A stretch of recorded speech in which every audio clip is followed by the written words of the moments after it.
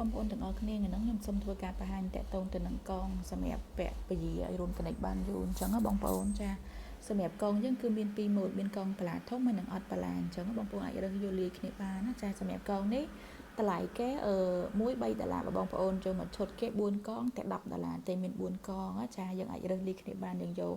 អាឡូងក៏បានអាបន្លាក៏បានអញ្ចឹងបងប្អូនណាលាយគ្នាបានចាសម្រាប់កងនេះគឺយើងអាចពាក់នៅលើគល់លឹងពេលរួមតដេកទៅគឺវាជួយរឹបអញ្ចឹងវាអាចពជាឲ្យបានយូរជាជ័រស៊ីលីកូនល្អអញ្ចឹង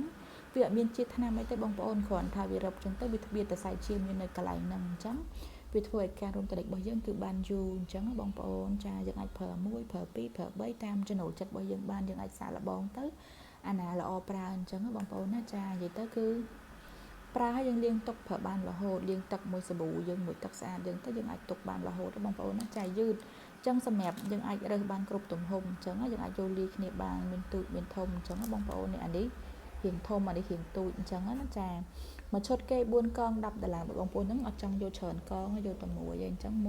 $3ចាសម្រាប់អ្នកគាត់ចង់បានអាចកំងទិញតាម Telegram លេខខាងលើនឹងបានបងប្អូនណាអរគុណ